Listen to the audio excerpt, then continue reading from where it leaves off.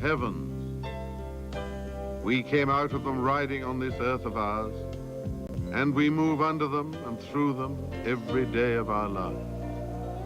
But there are all kinds of heavens. There's the astronomer's heaven, and the rocket's heaven, and the heaven of religion, and the heaven of lovers, and also the heaven of mythology. This is the one you're looking at now, the heaven of the myth makers of ancient Greece and Rome, who created their own gods in their own images, and also created their own story of the creation. Their creation was beautiful and powerful and majestic, and so were the gods and goddesses and mortals with whom they populated their new world. But they were also spirited and turbulent, and the gods, notwithstanding their magical powers, had all the human frailties: ambition, hate, greed, jealousy, anger, petulance, vengeance. It has been thousands of years since these myths were invented and first told and written and sung. And in that time there have been hundreds of variations of these stories by poets and artists both great and small.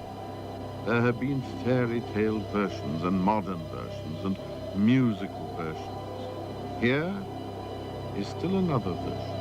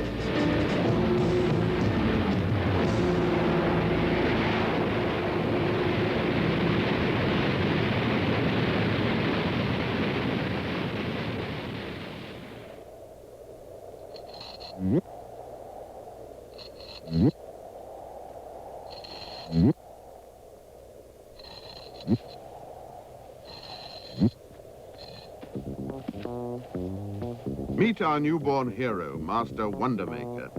He doesn't look like a type to stand up against obstacles and monsters in this first of 5 episodes in which he'll play all the leads.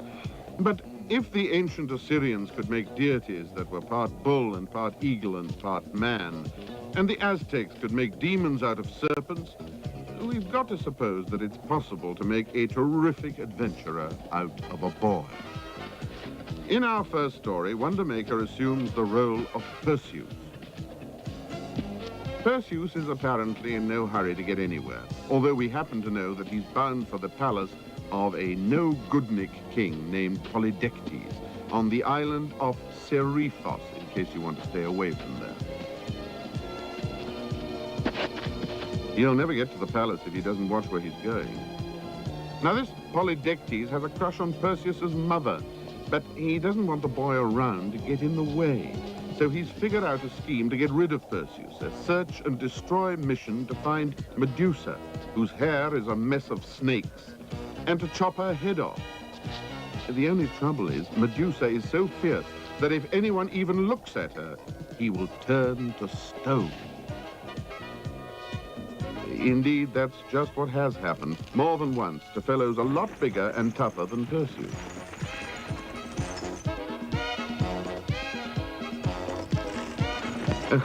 It's no joking matter to be stoned like that.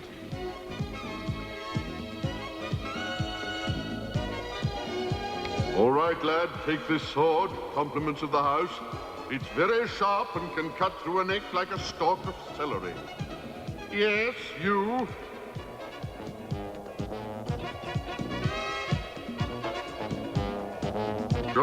south by northeast.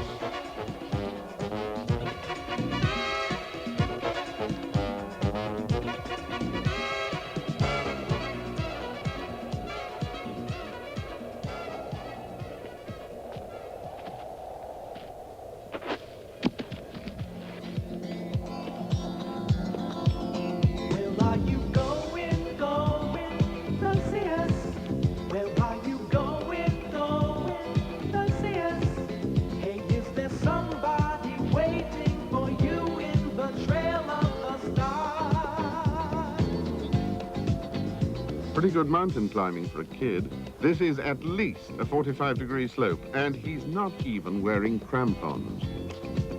Oh, are you dreamers are always in danger wherever you are.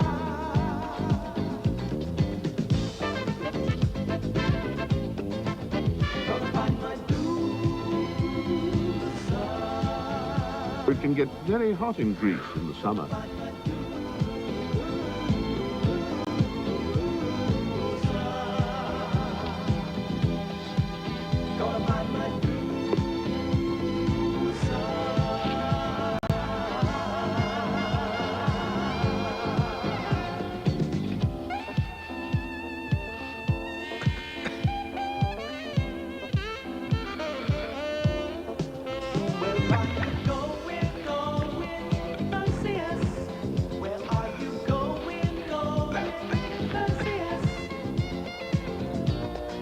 Just how an old man with one crutch, trembling from palsy, ever made it to the top of this mountain is just one of the wonders our man Perseus will encounter before the day's over.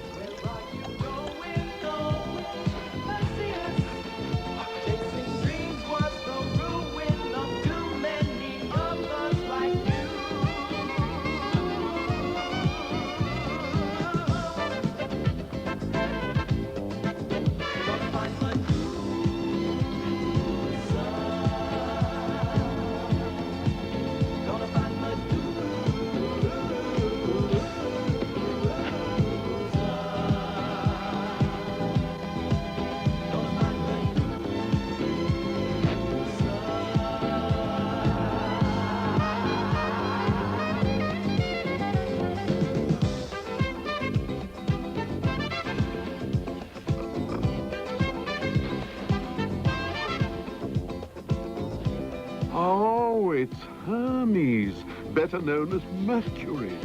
He took the form of that old man to test Perseus. Let's streamline your hair. Rev up your shoes. Now you can be just as aerodynamic as I am.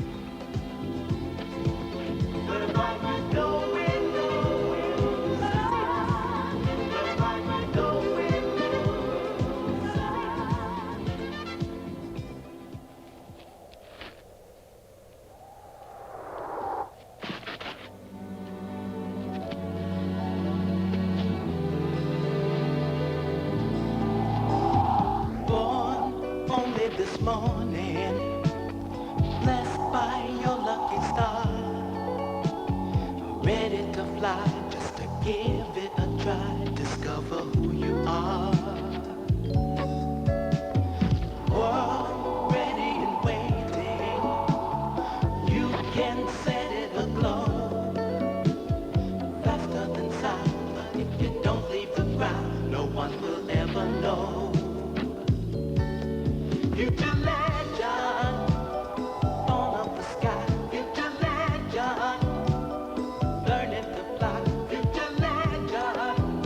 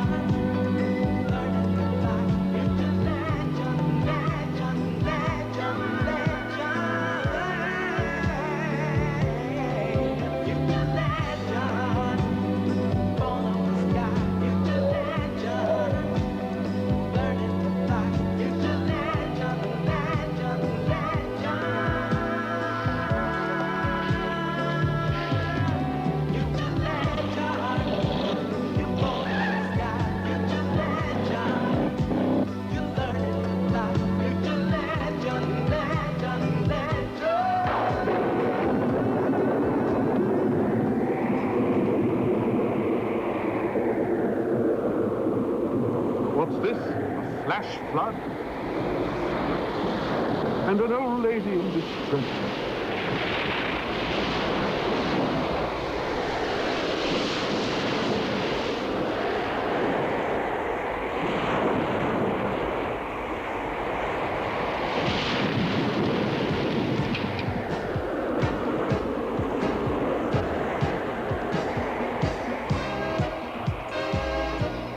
Well, this is none other than Athena, daughter of the great Zeus himself. Perseus, if you have any hope of finding Medusa, you must not look directly at her, or you'll be turned to stone. Also, you'll need a shield. Take mine.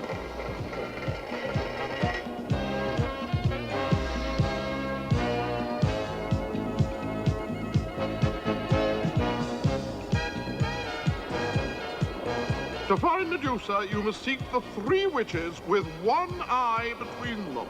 Is that clear?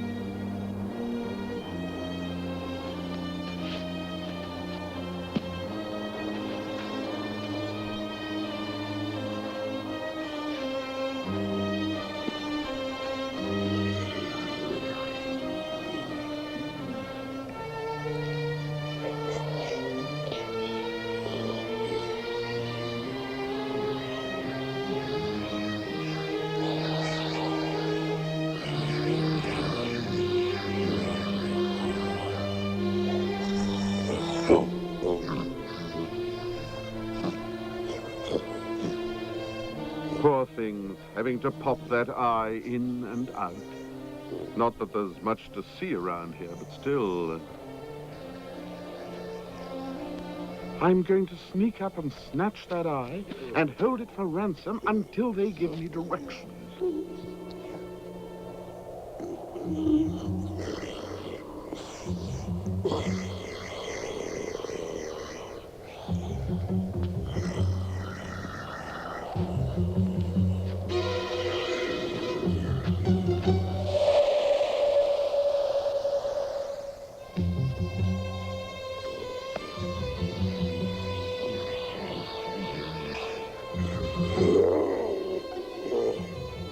Ye gods, their eye has disappeared, and they can't even look for it.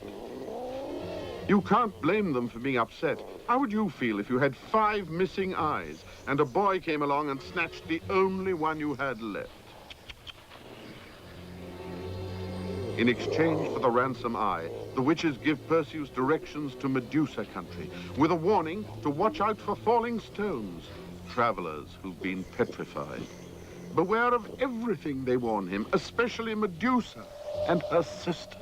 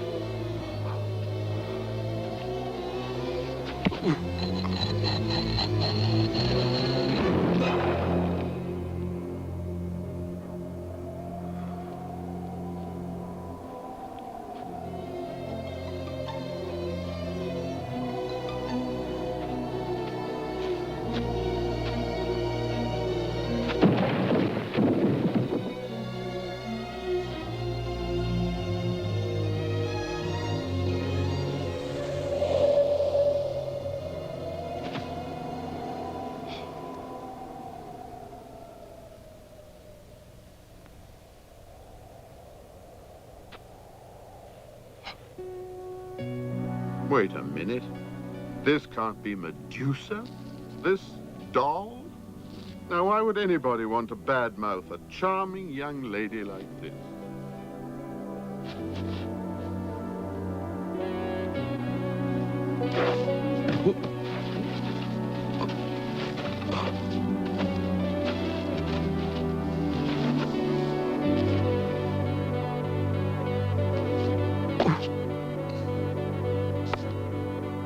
Blonde, pure blonde, and that's very rare in Greece. So what's all this souvlaki everybody's been giving out about serpents in her hair? Why, she's the prettiest thing on the peninsula, and demure, too.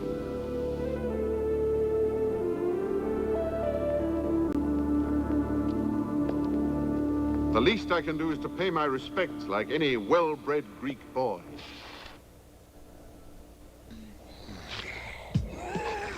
Uh-oh. Anybody, repeat, anybody who looks on the face of Medusa, even if it's only a reflection, will be turned to stone, and there are no exceptions. Sorry.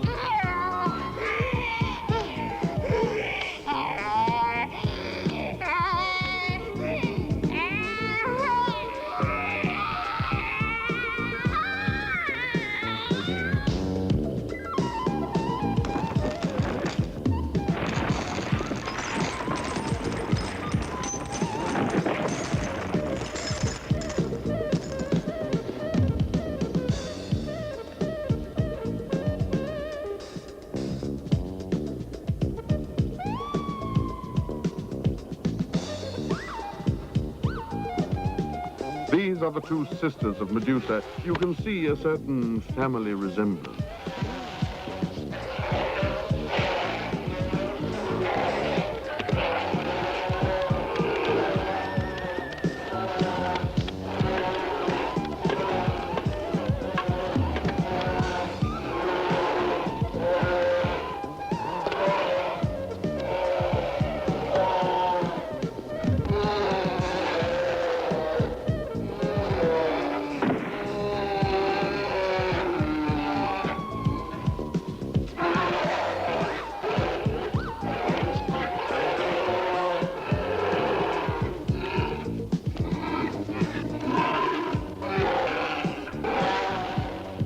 There's life left in the old head yet.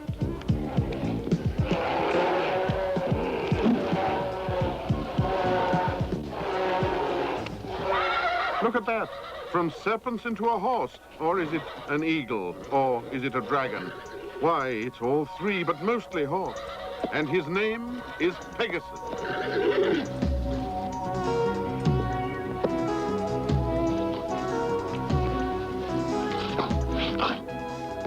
A lick of the tongue, a brush of the wing.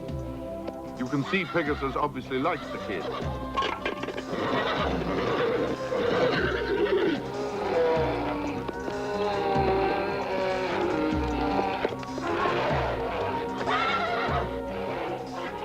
And off they go, a winged horse and his passenger, to become fixed stars in the heavens. Two separate constellations, Perseus and Pegasus. And next time you see a meteor shower in the month of August, remember that they're called Perseids, after Perseus, the star of our first episode.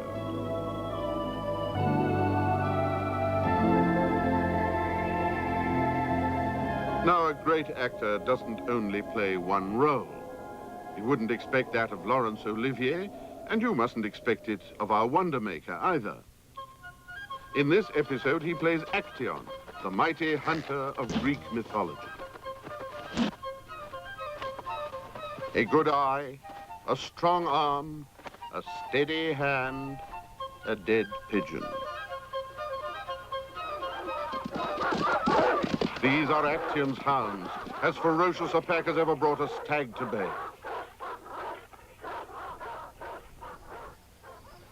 And this is forest primeval.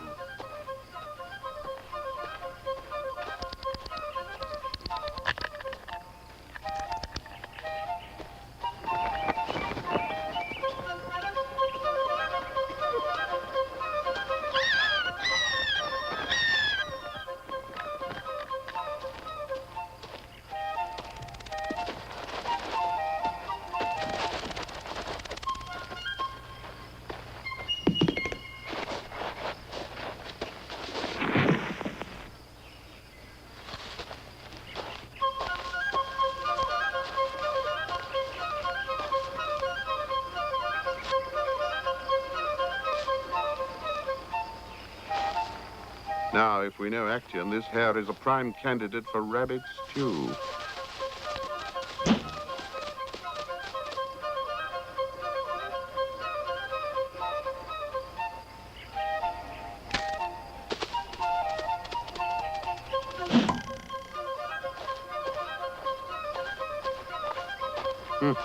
Can't afford to waste ammunition, not when you only have one round. Now, what's this? A bull? A horn? Dragon? It's a wild boar, a crashing boar.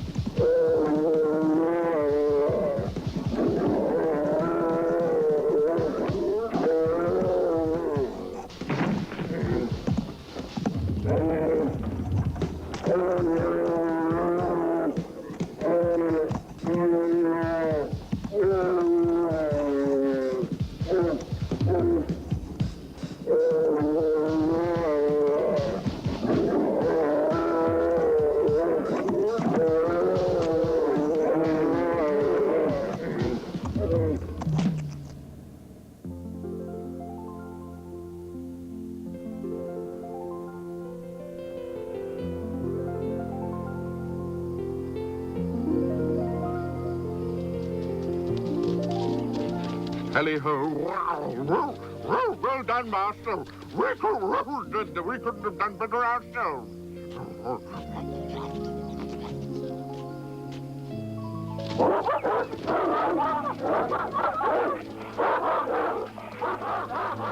Maybe this boar could be stuffed and mounted. The tusks would look great over my mantelpiece. On the other hand, with boar meat getting 52 drachma a pound,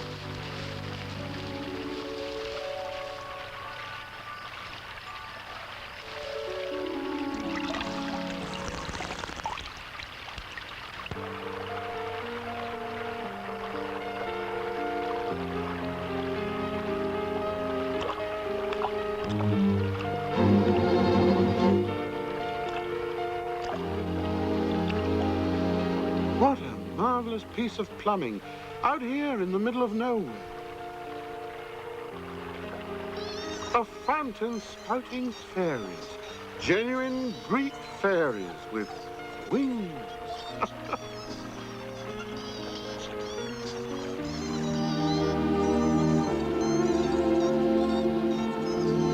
And an eagle, if it is an eagle. One never can be too sure in these enchanted places. Whatever it is, it's taking a lot of flack from these fairies. It could become a bald eagle if this keeps up.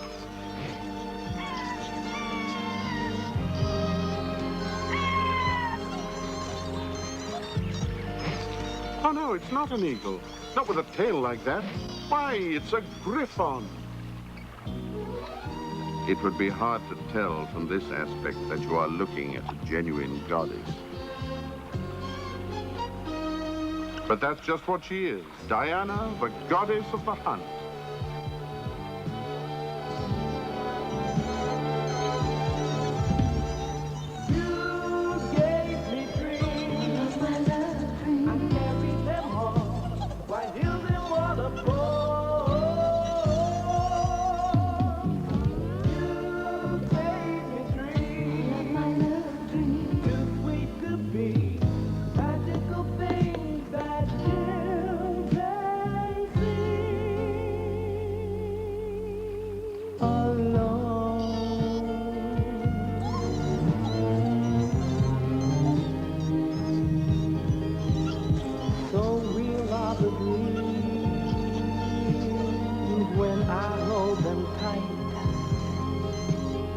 They follow my day and warm my nights.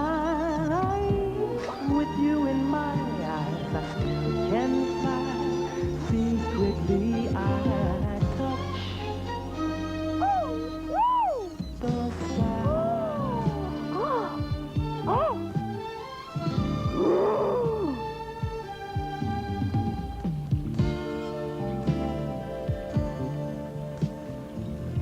Right off, she recognizes Actaeon, the mighty hunter, and she assumes from his gaping that he must be a dirty young man. Hell hath no fury like a goddess who's been peeked at.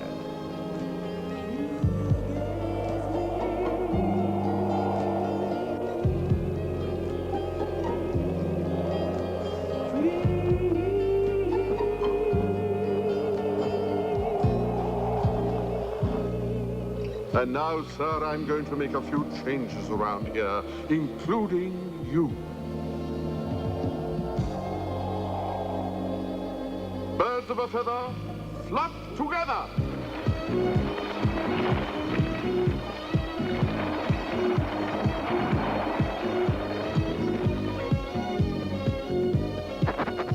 Plant forms change into flamingos.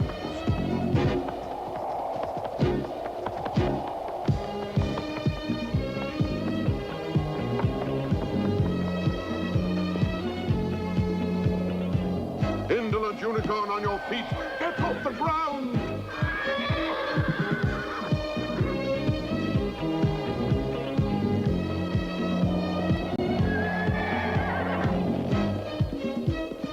Restless vegetation turn into dragons.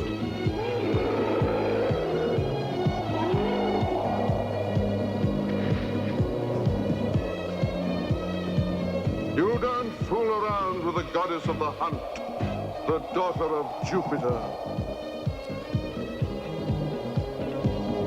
You invaded my privacy. I am in a fury, and I am getting madder by the minute. I'm going to change you, Actaeon, into something you'd rather not be. Winds of change, blow and swirl.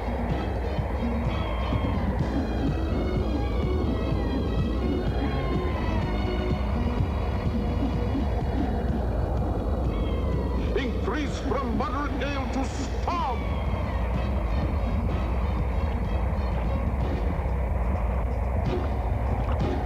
On the move, nature. Day turn into night. I'm mad. I'm plenty mad. All right, stop blowing. Be quiet. I have an important announcement to make. As the crescent moon is my witness, I'm going to punish the mighty Action as a lesson to all those who sneak up uninvited to leer at undressed females of whatever species, be it goddess or mortal or amphibian fairy. Here I come, Action. Nothing can help you now. You trespasser, you Batinsky, you meddlesome quidnunc. How dare you wet your feet in the sacred waters of Diana's tepidarium? Take this for your troubles, and troubles you will have, believe you me.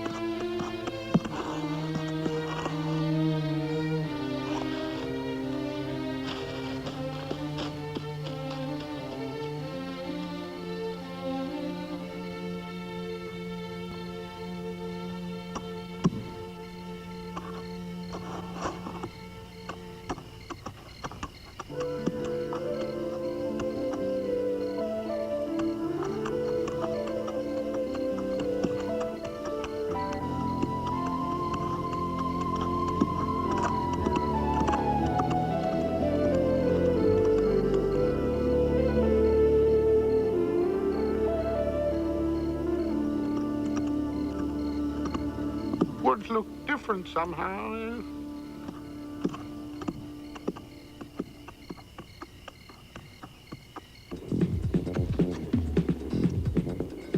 Why, there are my faithful hands waiting for me.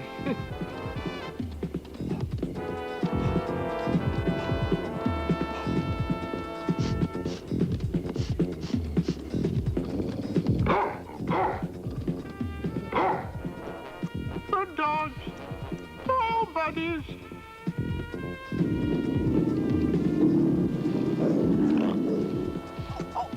He calls them, but how can they recognize his voice? His whole identity has changed, and that includes his vocal cords.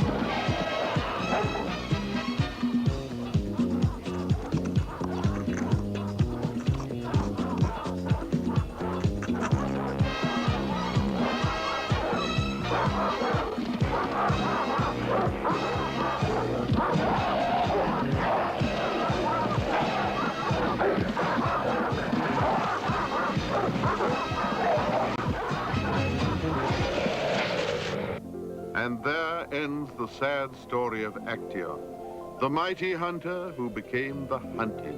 Having become venison, Actaeon had no star or constellation named after him, but Diana is associated with a heavenly body, aside from her own, that is.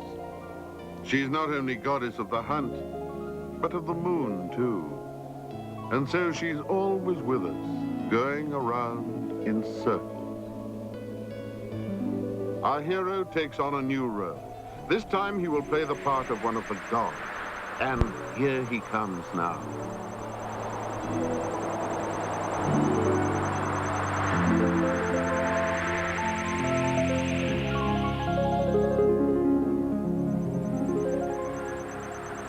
Now, this may look like a comet, but it's not. It's the god who holds the Olympus speed record, and we hardly need mention his name.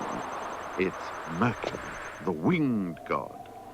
And he has just come in time to see the wind-up of a festival in which lovely handmaidens bring gifts to lay at the feet of the statue of the great Athena. Now here, coming up in the rear, are three sisters. Perse, she's the blonde, Aglaurus, and Pandrosus. Note that Aglaurus has kept right on, but Perse stops to pick her up. And now there is nothing that can move the heart of a god as much as a true act of kindness. But he's also smitten for other reasons. In fact, if we read him right, it's love at first sight. And who can blame him? She's a vision of delight, in white, naturally.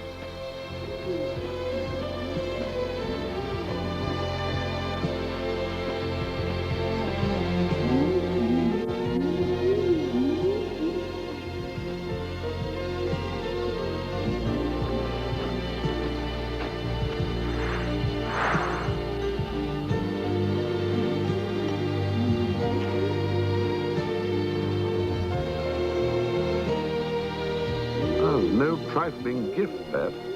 That's not just gold-plated, that is solid. Aglaurus suspects that her sister is trying to show her up with such a fancy gift, but all she has to offer is a small banana and a couple of apples, stolen from a neighbor's tree.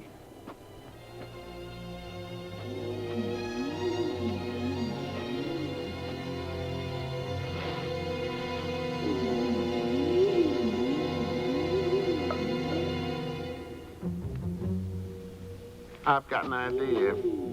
I'll just wait till everyone leaves.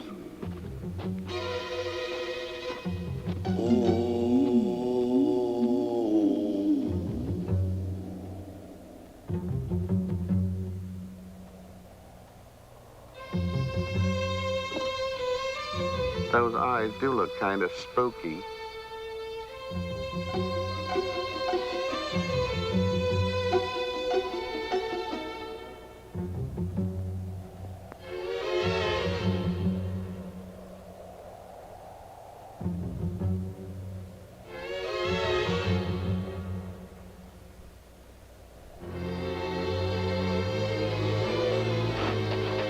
Oh, that's just an optical illusion.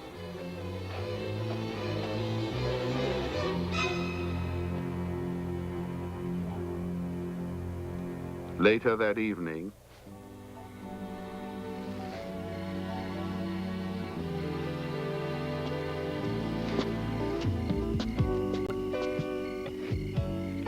sorry, Fleetfoot, this house is off limits. Only us girls live here. But I come bearing a rose for the girl of my dreams up there.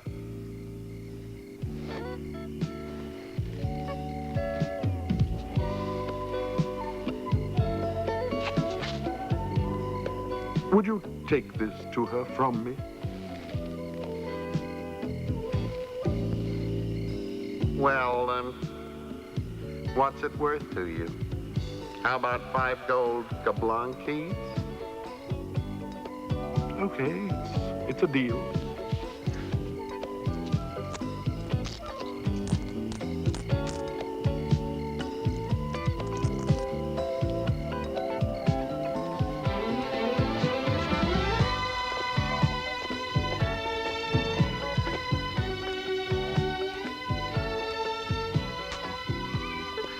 What a fool.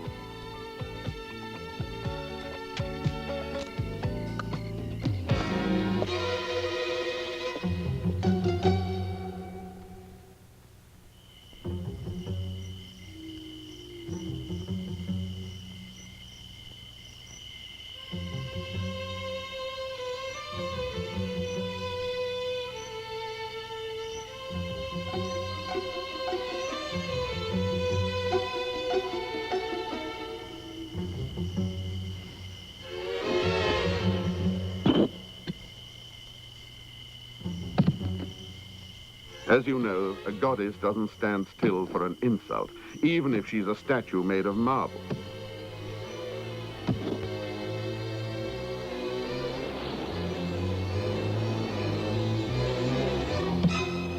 She's on her way to punish Aglaurus with the help of the goddess of envy, who has plenty to be envious about, since she looks like a fright.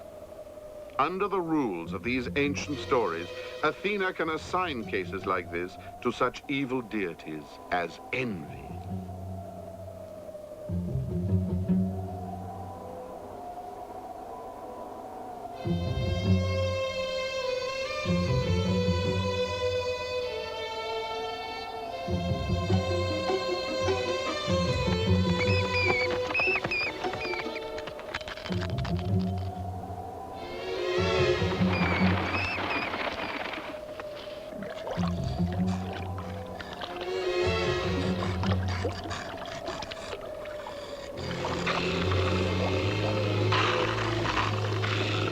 Now, because the goddess Envy, who is mixing this brew, finished last in the Myth Horrible contest, Athena, by the same rules of Olympus, may not even look at her.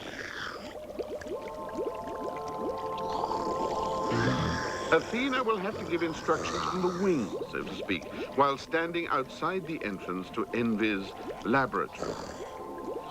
She tells Envy to be a good bad witch, and to go to the bedside of Aglaurus right away and give that girl a stiff dose of a jealousy venom for which there is no known antidote.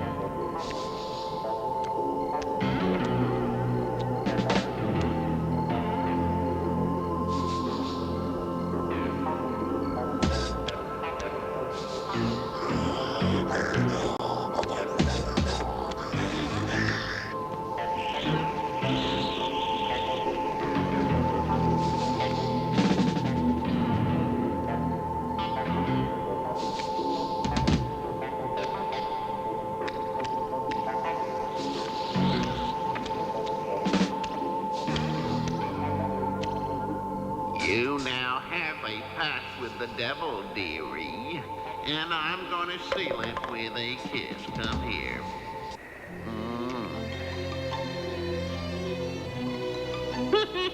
Envy is in your heart now, and believe me, it's a lot worse than heart pain. Have yourself a terrible nightmare, dearie.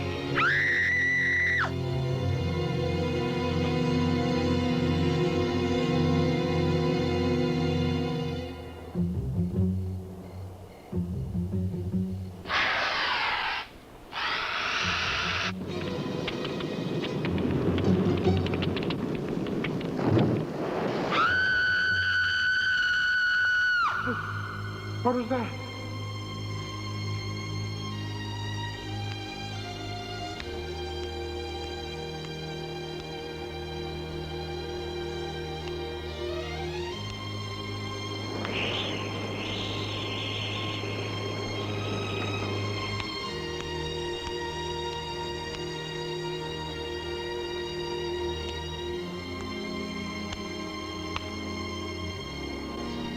Oh, adorable sister, just call me if you need me.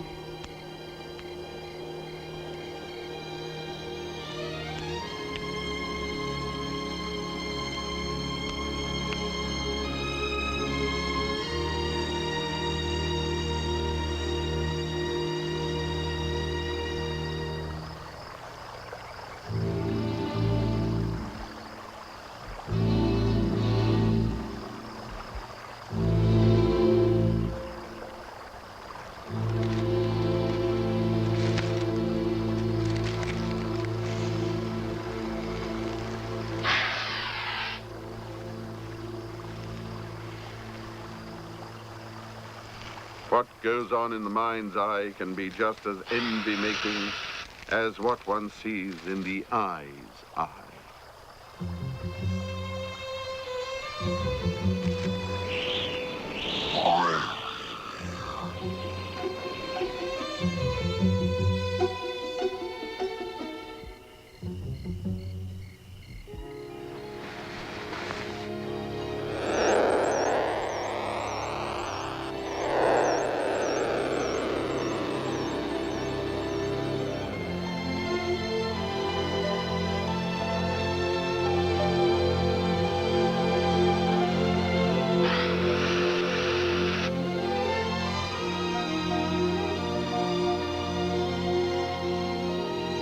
Observe that our hero is a gentleman. He could have zoomed in through the bedroom window, but he chose the front door.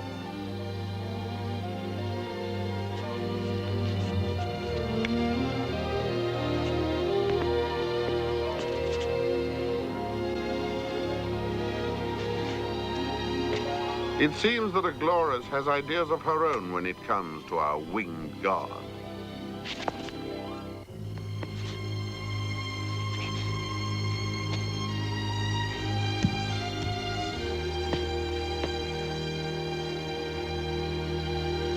What? Asking Mercury to receive stolen goods? You will pay for your treachery by the power of my magic wand. Out of my way, evil wench.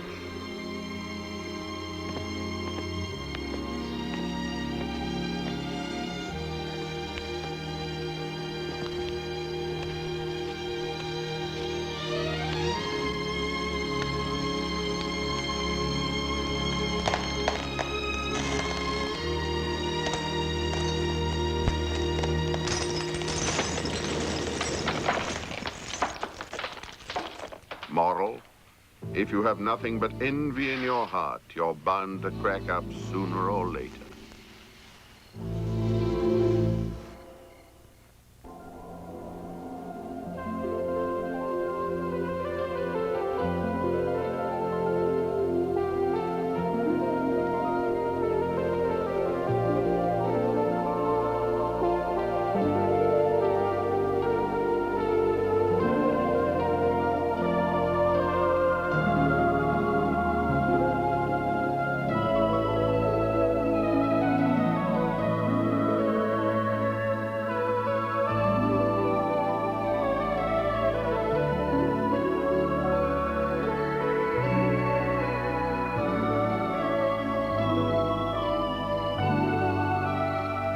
In our next story, Wondermaker appears in the role of a very talented musician named Orpheus. His specialty is the lyre, and they say that when he's in good form, he can move a crocodile to tears.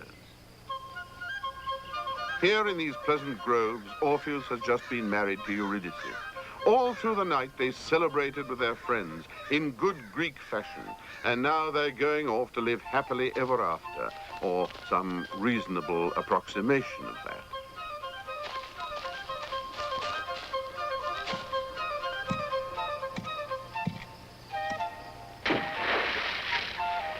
For trained musician, he certainly is careless with that instrument.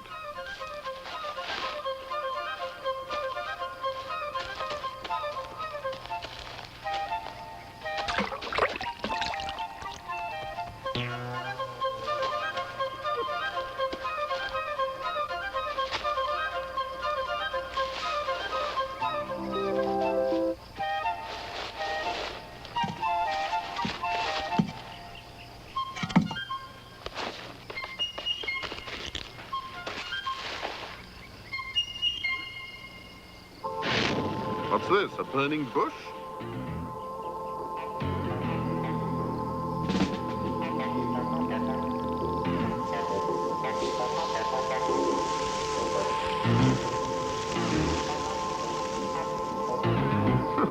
A pretty sneaky way to introduce a serpent.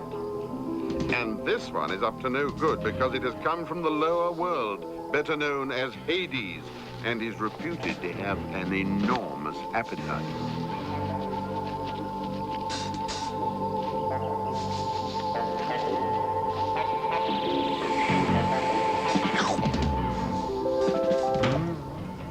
It's no fun to lose a bride and a lyre at the same moment, so you can understand why a sensitive musician would feel badly. Only the leaves were witnesses, and maybe this one knows something that Orpheus doesn't, like where the serpent took Eurydice when she disappeared.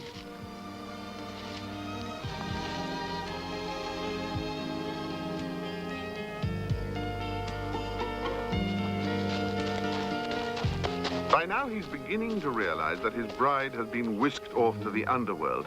At least, the leaf seems to be guiding him in that direction.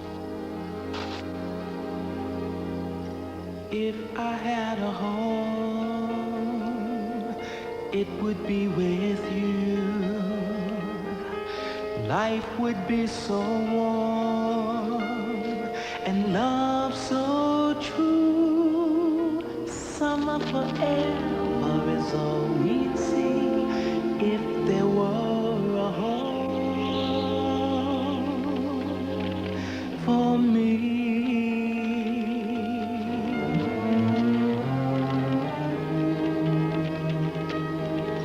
If I had wings, we would cross the clouds, riding on the wind. We laugh out loud, funny the dreams your memory brings, wishing now that I had wings.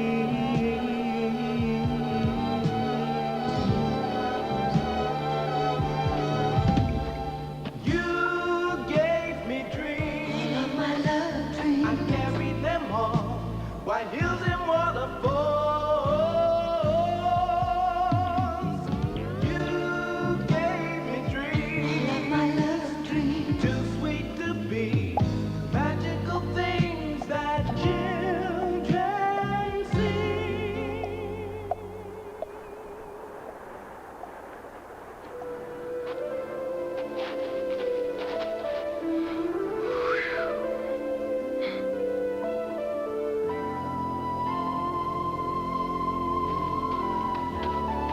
Now, since the guiding leaf has left Orpheus without so much as a by your leave, he'll have to find his own way.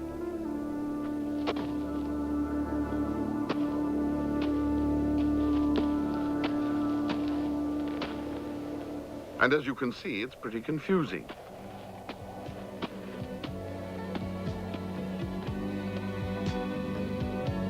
Especially when you come to a fork in the road and there's no sign, nothing but a big rock in the middle.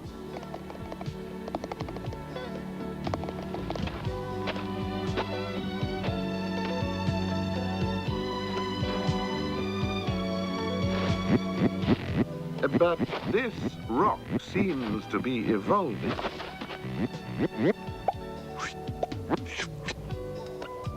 By the sweat of Hercules, it's none other than Cerberus, the two-headed dog. Maybe they, or it, can point the way to Hades.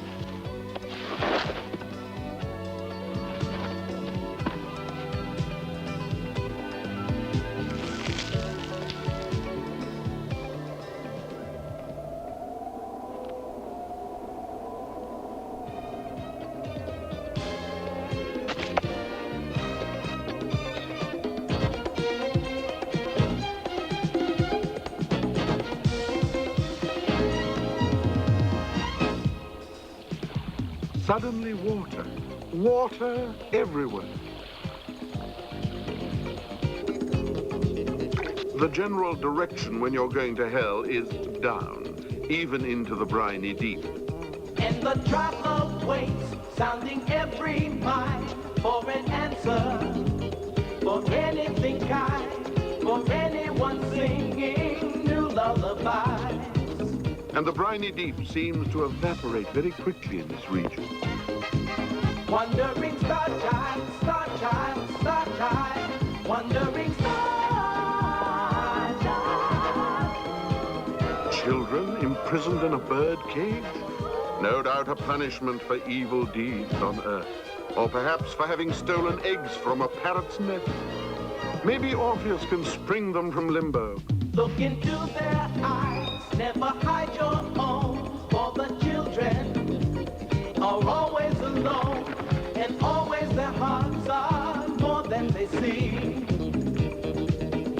Reach across the night, those who dare to try have the power to fly in the sky and travel together higher than high. Wandering star child, star child, star child, wandering star child, star child, star child, wandering star child, wandering star child.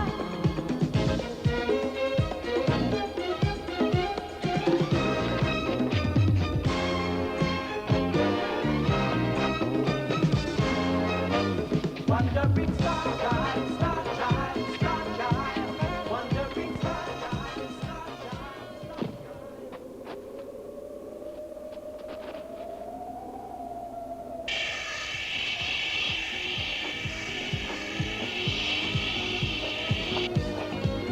Eureka! A room full of ice cream, candy, cupcakes, tutti frutti, and banana royals. Why, hell can't be such a bad place after all.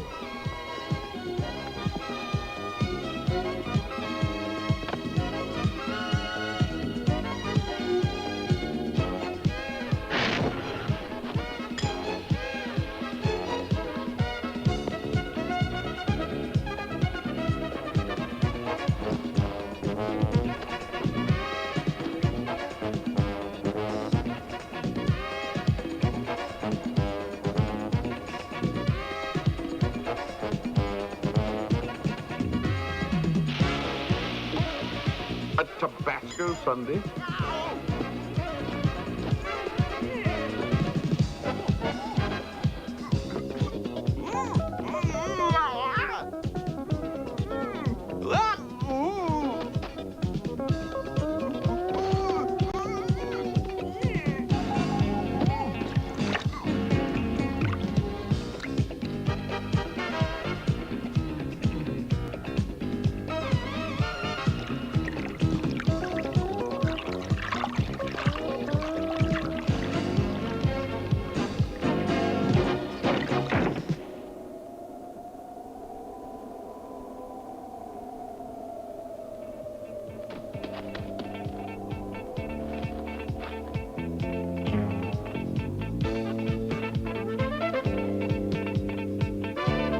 Ye gods!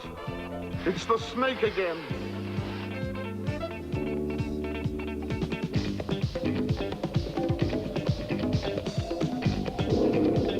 Ah, the Godfather, Pluto himself.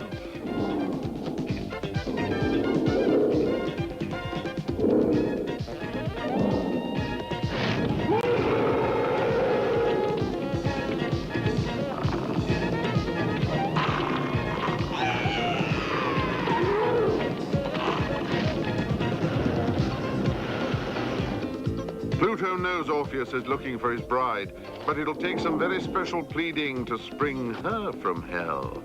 So what does Orpheus have to offer? His lyre? So strum it.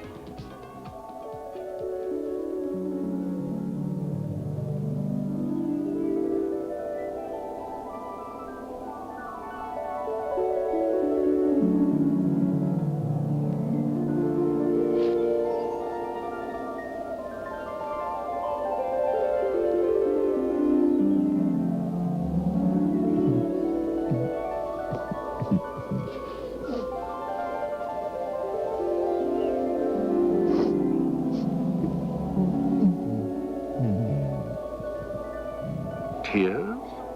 Crying? Can Pluto have a heart?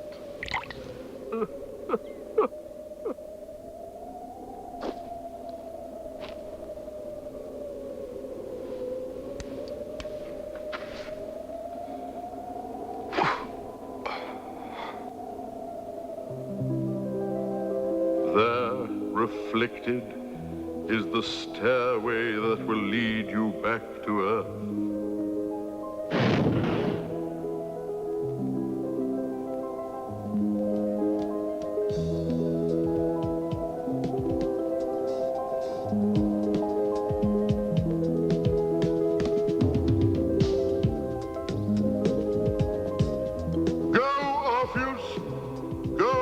Staircase, and on it you will find your Eurydice.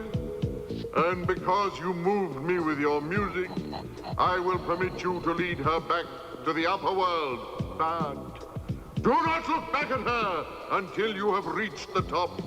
Look only at her reflection in my crystal tear.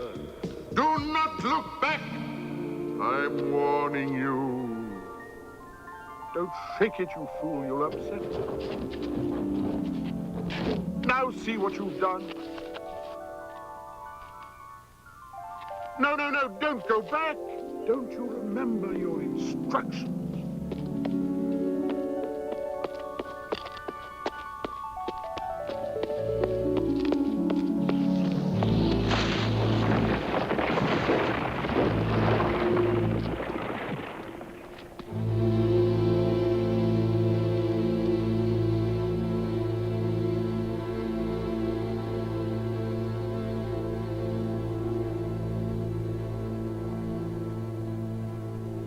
Alas, poor Orpheus.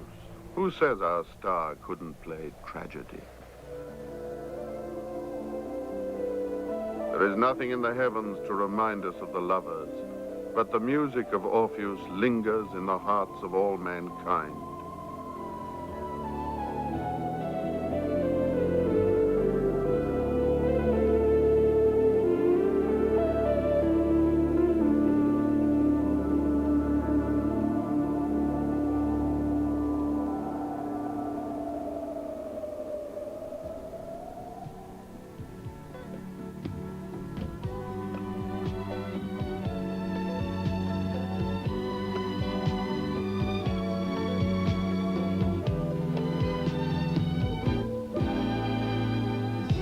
Here we are back from hell and in Hellas again, which was what Greece was called in those days. And here is Wondermaker again, but this time in the role of young Phaeton, the cart driver. You'd never guess to look at him that he's the son of a very important deity, Helios, the sun god. It is Helios who drives the flaming chariot across the heavens every day, and without whose expert horsemanship the earth would be plunged into perpetual night.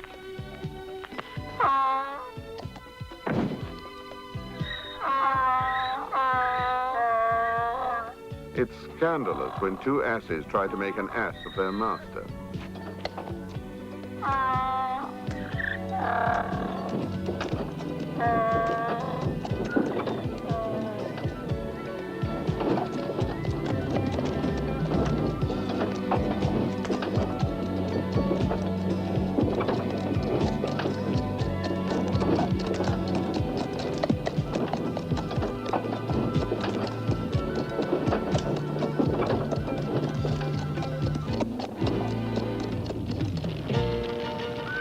Helios, guiding his chariot across the sky with a steady hold on the reins.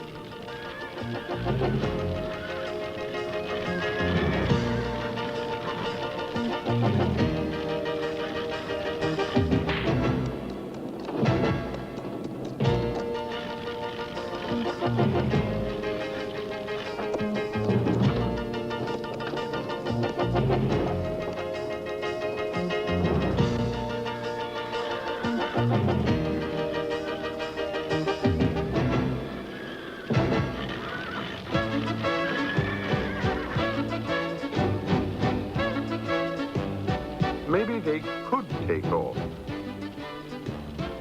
Their ears are long enough to make wings.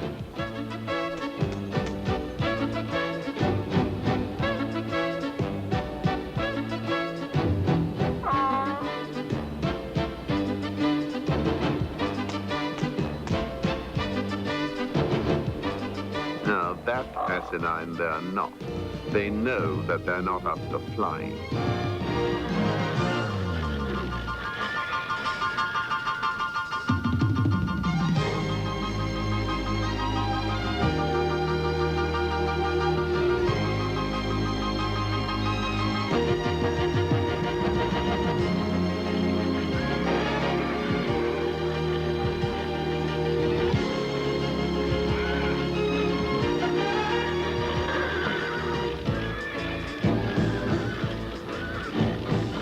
Down the western sky towards sunset, and rest until morning. They are now in the parking mode, and will stay that way until the sun rises. But this sun has risen even earlier, and he has a plan which he will put into action as soon as dawn breaks. Meet lovely Aurora and her cousin. They go through this routine every morning. Pirois, Eus, and Phlegon. Ah, what beauties. Now, Helios has specifically forbidden his son Phaeton to go near the animals. But how convenient that Dad is a little late getting to work this morning. Must have overslept.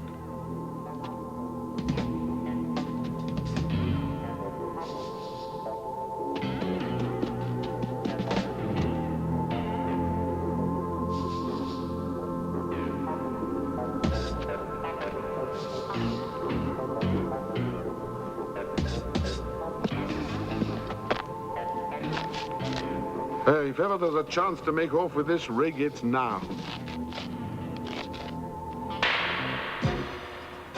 There's the ignition.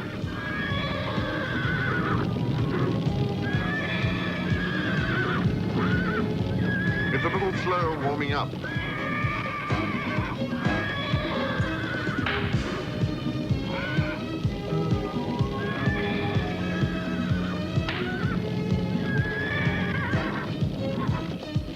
See, there's nothing to it.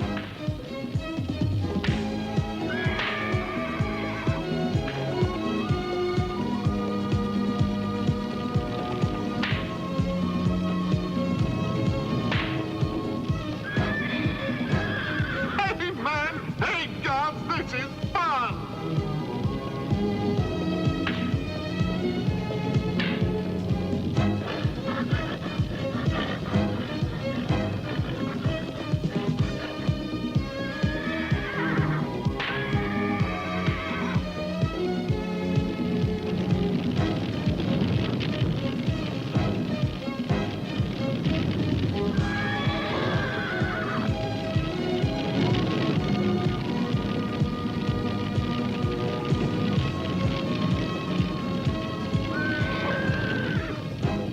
This up and down stuff may amount to a little detour, but so what? We've got all day.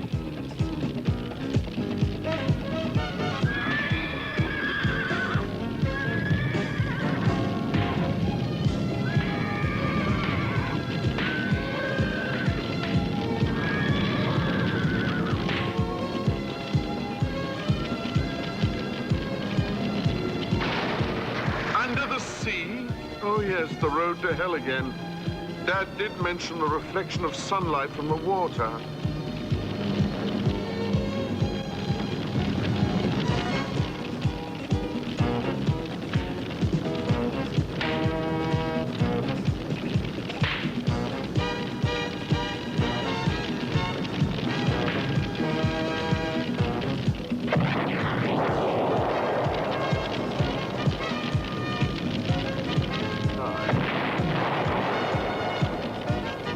Sense tells this noble animal that something is wrong here.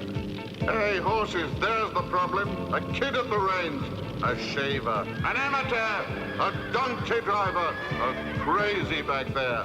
We'll show the whippersnapper a thing or two. He's not going to control us. Got a hot shot of trouble inside me.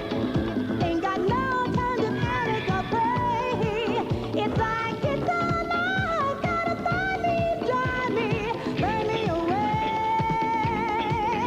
All my lifeline is turning to lava, and it's burning my body and soul.